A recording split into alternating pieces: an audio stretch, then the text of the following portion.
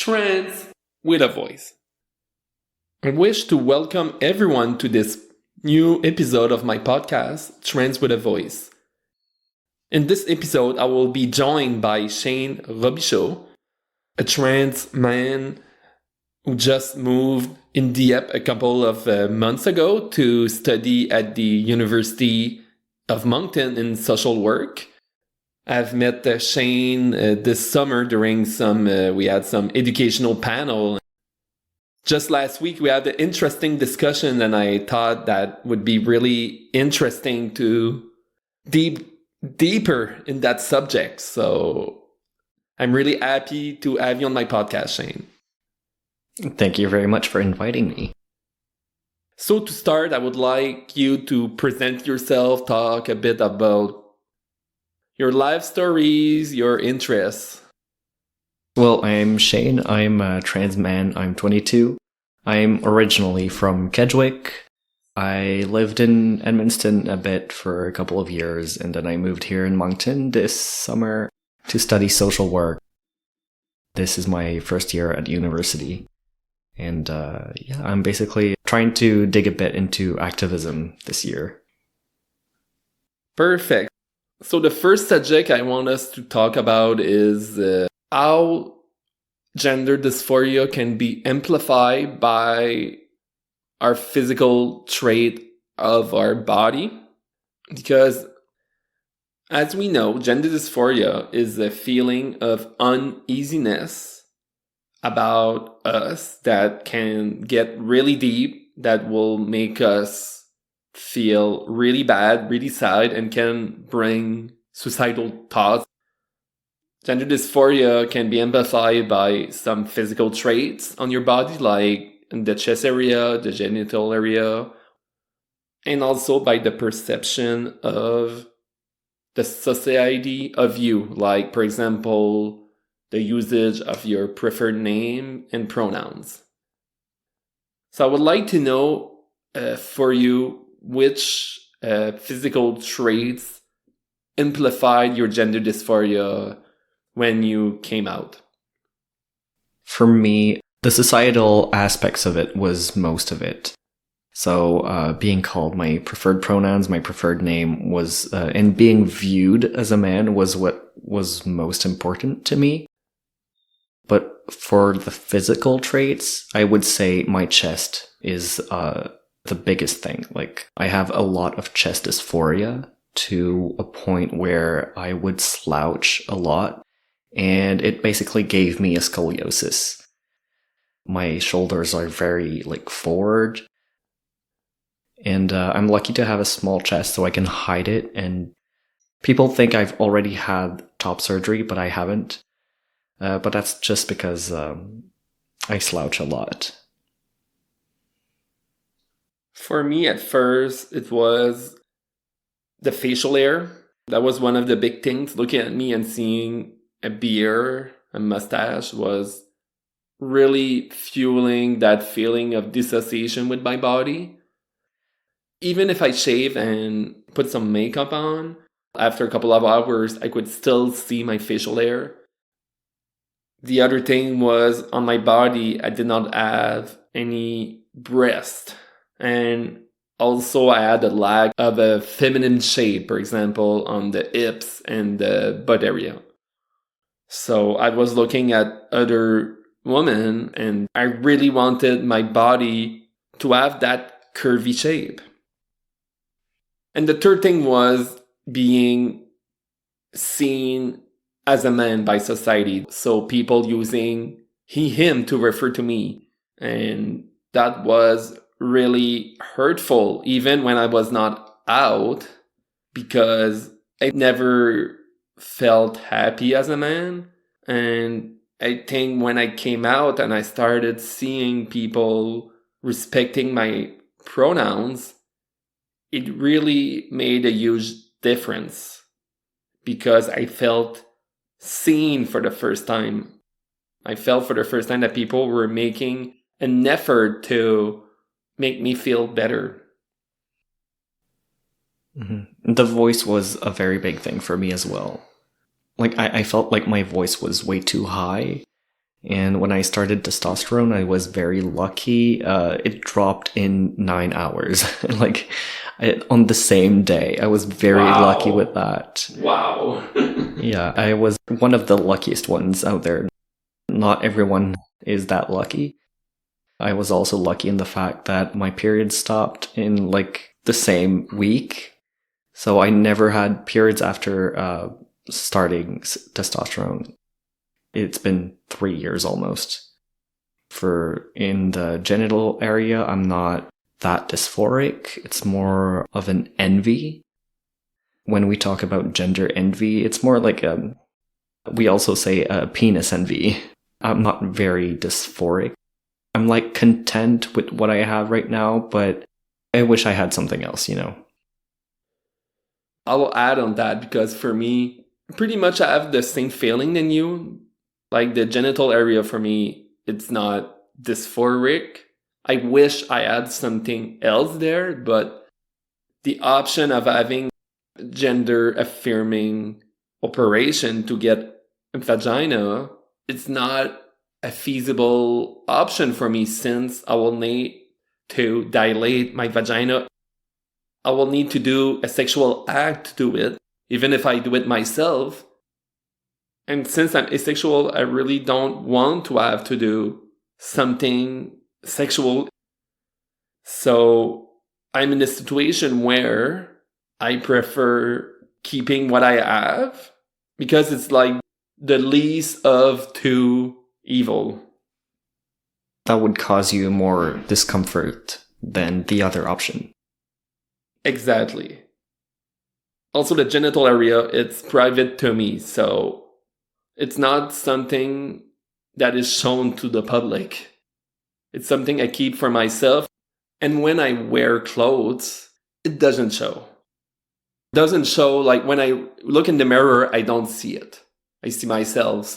And I also see that doesn't make me any less of a woman having a penis. It's like you said, it's not dysphoric for me when I keep it to myself. The problem comes when other people want to interact with it.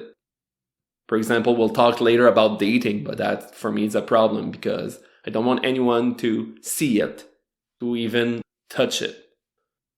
I'll keep it at that. We'll talk about dating later.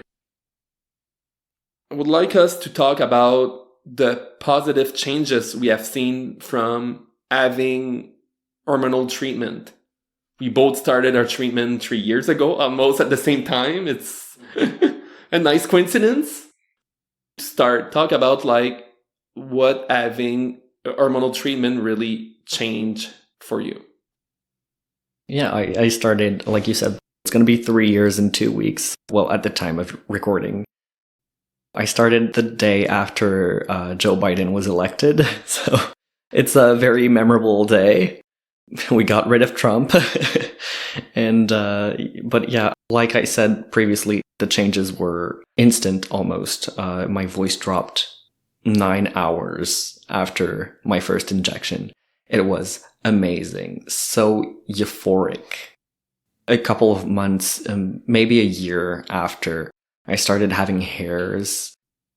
The first few hairs that I got were not on my chest, not on my face, on my back. Genetically, my dad, he's very hairy, very, very hairy. You can't even see his skin. So I think I won on the genetic side. I got very lucky with that. But yeah, I'm very hairy as well. So that's very euphoric for me. And I love my voice right now. It's something I'm very thankful for that testosterone gave me. I also grew half an inch, interestingly. A lot of changes happened. Yeah, it was a lot of euphoria. The best thing that happened was being able to go outside and be perceived as a man, as myself, and not be misgendered or not be worried about being misgendered. That only happened a year and a half down the line. Maybe they thought I was 14, but at least I got gendered properly. For me, having the hormonal treatment gave me the opportunities to have boobs. And that was a big thing for me because I remember the first time I wore my breast form when I was exploring my gender identity. I remember feeling the bounce of the breast form when I was going down the stairs. And I remember feeling so euphoric at that time. I remember feeling like, oh my God, my body should have boobs. It was not like a question, it was like it should have it. I remember after a year of hormones seeing the boobs having a good size, having like a B cup, but being big enough to be able to go buy some bras at La Vie en Rose. That was a super euphoric moment. And when I look at my breasts in the mirror, it just feels so good. It feels like what it should be, like from the start. Exactly. It just feels so good. And I have been fortunate of having a good breast growth. I know there's a lot of trans women that feel the need to have breast augmentation, and I understand why, because being able to feel those breasts, to feel that bounce, to be able to touch them, it just feels so good. It just feels like that body is mine. After a couple of months of estrogen, I started seeing my hips appearing and my butt also, seeing more fat in this region and seeing really having a feminine shape. That was so empowering. I remember one time I went to the store with my mom and I wore a dress and my body shape was so pretty.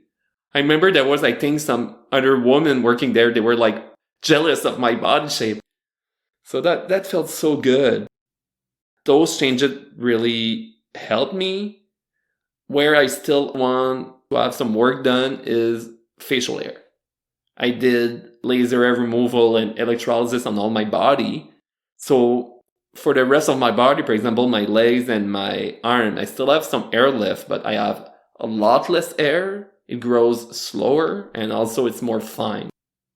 My skin remained smooth because for me, the smoothness of the skin was one of the big factors. That was fueling my dysphoria. But my facial hair, there's still some left. I think they're 90% gone, maybe. I'm far down the road, but I still, when I touch my face, I still feel that roughness around the jawline and the neck, and that bothers me. It bothers me to a point still that I have trouble looking at myself in the mirror and telling myself that my face is beautiful. I have still trouble with that, and that's why we need to have access to hormones, because that made a huge difference accepting my body. There's still some work to do, but I could never imagine not having the hormonal treatment. I just want to add a little parentheses. People, when they think about what being trans is, they think about dysphoria. And it's not always about that. It's also about euphoria. Being trans, it's about euphoria. It's about what makes you feel good. Like, what makes me feel good, it's being perceived as a man. Being called he, him. Dressing manly. And that's what makes me feel good. It's not about dysphoria because some trans people don't really feel dysphoria. I don't really have bottom dysphoria, relating to my genital area. So not everyone has dysphoria with different areas of their body. So we have to take this in account. It's all about euphoria. What makes you feel good? Exactly. And for me, I talked about it in other episode, but being misgender really triggers my gender dysphoria. If I get misgendered repeatedly, I'll feel bad. I'll feel sick. And that is not something that I can control. I cannot control how sick I feel when I get misgendered. And it's the same thing about my facial hair. I cannot control how it makes me feel. there's still some air left. Even if it's that 10%, I still have trouble looking at my face in the mirror. I would say that I've owned all my body except my face. That's the part I still need to work on. And it's maybe one of the part that are the hardest maybe. I want us now to talk about being jealous and gender envy. And you touch a bit on that subject when you talk earlier. Gender envy is a term used by transgender people to describe an individual they aspire to be like.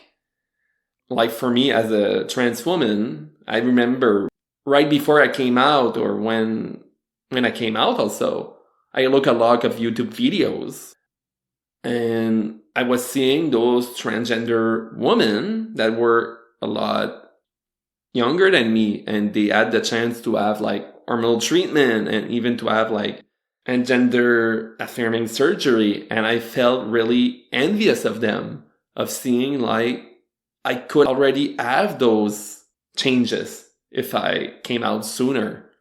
And to see also that it will take me years to get there, it really fuels some jealousy in me. So I want to know, Shane, if you really felt at a moment or other that gender envy. Yeah, I definitely felt this. I think any trans person has felt this at some moment. I think especially in my dating life, I have felt this. I've dated different types of people, like trans men, trans women, cis men, cis women, non-binary people. Not to sound like I've went through the town. I haven't. The jealousy, it impacts you on a very profound level. You want to be happy for those people who are further than you in their transition, but also you can't deny that the jealousy is there. You have to acknowledge it to be able to move forward. Otherwise, it's just going to eat at you. Exactly. We need to acknowledge that it's okay to be envious or jealous. It's an emotion that's right to feel. I think it's a question of what we do with that emotion. For example, for me, you talked a bit about dating. I'm envious and jealous of people who had the chance to have relationships. Because for me, I never had the chance to even have one single date in all my life.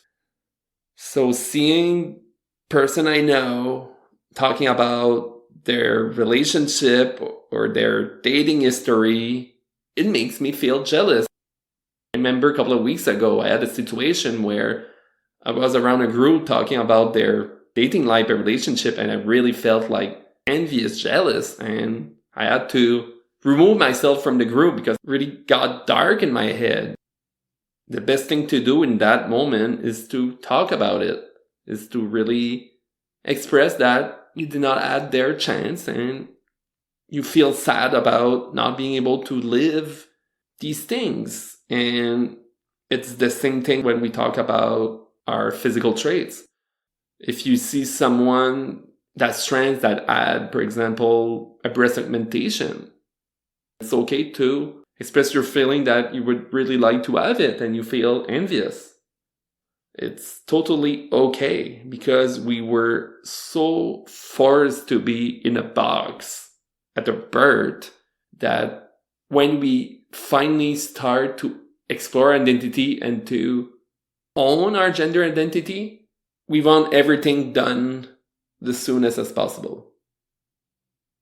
We know gender envy is really something that can make us feel really bad, and that affects our dating life. For example, for someone that's trans, dating another trans person can be challenging.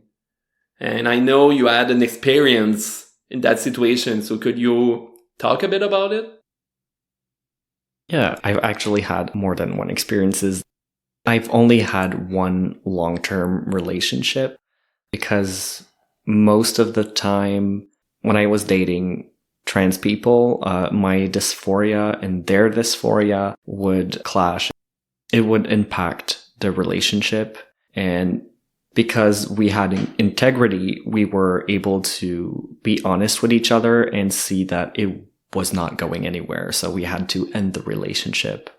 So I've had many relationships where it only lasted a couple of weeks and, things happen. But that's why it's tough for trans people to date out there. I've had one long-term relationship where I dated this trans woman and we had kind of jealousy for each other's body. And we had a very hard time dealing with this. It was not like toxic or anything, but it impacted us greatly. And ultimately, we had to end it as well because of it. Even when dating a cis person, it's quite a dilemma because when you're trans, you date another trans person. It's fun because they know what you're going through. They're going through the same thing. But also, they have that dysphoria. And you have dysphoria, and it might play against each other. It's like a double-edged sword. And when you date a cis person, they don't know what you're going through, and it's kind of tough to navigate through that. It's the same with sexuality. I'm bisexual, so if I were to date a straight woman, is she going to be okay with me not having a penis, A lot of trans people I know prefer to date bisexual people because of that. It's very tough on the dating market for trans people. I want to reiterate on some of the things you said. First, there's no online platform that are safe for trans people. I remember being on Tinder for a week and I received a lot of hate, and I also exchanged messages with people that were looking for someone that's trans to fuel a fetish. They wanted to try out having a sexual relationship with someone that's trans. And for me, I really did not feel okay with that. At that time, I was not identifying as asexual like I am today. So when you add the fact that I'm trans and then that I'm asexual, it becomes hard to date online because I'm not looking to have sex often and I don't want to have any sexual acts involving my genital area because that would be dysphoric for me.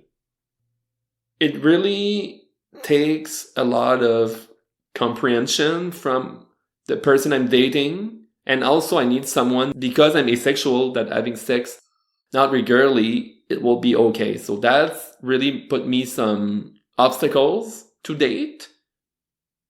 And I just want to reiterate an important thing. Being asexual doesn't mean you'll never have sex. Really, for more than half of people that are asexual, they will be okay having sex, but it could be sex in only certain forms, for example. So it's just important for people to remember asexual is not having any sexual attraction to someone else. It is not having sex. For me, I'm okay doing some sexual acts for the pleasure of the other person, just to make them feel good, but that should not happen often. Yeah. Asexuality is a spectrum as well, just like sexuality. Exactly. So there's a link there. Being asexual will bring me some of the challenges also that you will have. But for me, it's different because I don't care of what the other person has as genital. I don't care because I'm pan-romantic. So for me, it's the personality. That's the thing that will really turn me on. Seeing someone that's confident, that is really proud of what they accomplished, that will be the thing that will hook me. And I'm also far enough in my journey and also with my hormonal treatment that today I'm not envying another woman. I'm not envious of their body.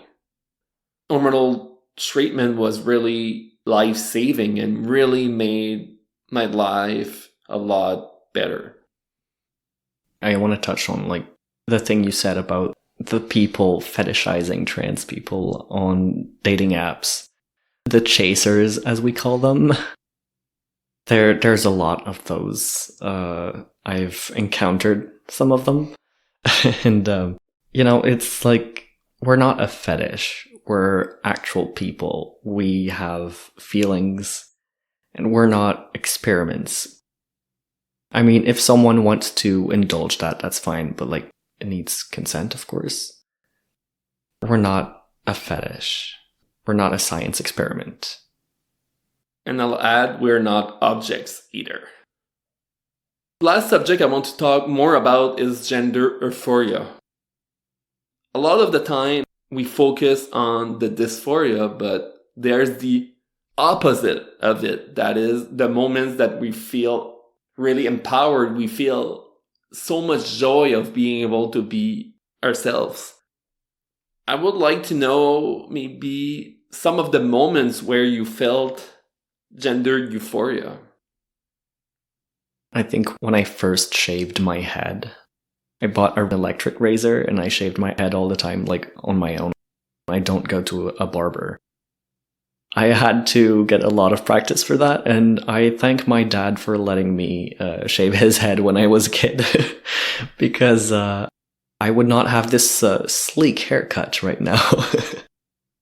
But yeah, that was one of the good moments. There was also when I took my first injection of testosterone and my voice dropped like really fast. Being called sir for the first time, that was really fun. Those little moments of euphoria. It's very empowering, and it's all that you need to have a good day. Sometimes you just look at yourself in a mirror and you don't feel like it, you feel really bad, and all you need is someone to call you the right pronoun. When you're just at the grocery store and you just need someone to call you the right pronoun to turn your day around and make you feel okay about yourself. I've talked earlier about some moments of euphoria I live when I got some changes on my body. For example, when I was able to go do my first bra fitting, that was really euphoric. Like the first time I wore my breast form feeling down bounds.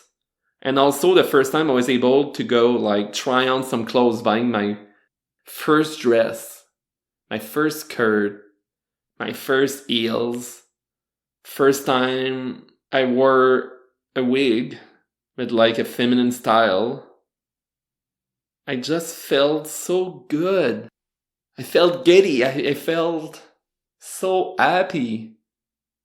I think another one was when I went on a photo shoot in May with one of my good trans friends, fully embracing who I am. It is so euphoric. It is joy at its best. For me, I know I'm very proud of my hairy chest, not the bumpy chest, but the hairy chest. I even have to use like a comb for it. Otherwise the hair tangles. I go to a friend's place to just talk, and I get back home and they text me and they're like, there's hair everywhere. What did you do? Like, did you bring a dog? You're shedding like a dog. It's a bit inconvenient, but I'm very proud of it because like it makes me feel manly. So yeah. Another example I have in my head is like I started getting like manicures. I remember the first time I got one was like, I felt feminine. I don't want like manicure are for everyone, but I felt I could express my femininity. And like gender expression is not the same thing as gender dysphoria. Expression is the way you present yourself, like with clothing, it can be like the way you walk, the way you talk with your hands, but it will still bring some gender euphoria. When you live some of these moments, some moments you waited all your life to have, or you could never wish to have. Like when I had like my photo shoot in May, I just remember feeling like I was in America's Next Top Model doing all these poses, and I was emotional. Yeah, euphoria is all about the little things. It's proper to your own individual feelings. Not every single trans person is going to feel the same way. Not every trans man is going to be happy to have hair on their chest. I have one trans man friend who hates having body hair. He hates it. He shaves everything. He doesn't like it. Having body hair. That's what brings me euphoric joy about being trans, you know. We've reached the end of the podcast. So last thing I want to ask you is, how can people know more about you or contact you? Well, if they want to ask anything more to me, I'm happy to answer anything on Facebook or Instagram. They can just search my name. There's no one else with my name, Shane, Shayn, Robichaud, Robichaud. Love it. So a big thank you for being on my podcast. I think our listeners will greatly enjoy everything you had to say. So thank you. Thank you very much for having me here. Finally, I invite you to subscribe to my podcast on Apple Podcasts, Amazon Music, Spotify, or Google Podcasts, and to follow Trans with a Voice on Facebook and Instagram. Don't forget that a society that is more inclusive to the transgender community is better for everyone. Thanks, and see you next time.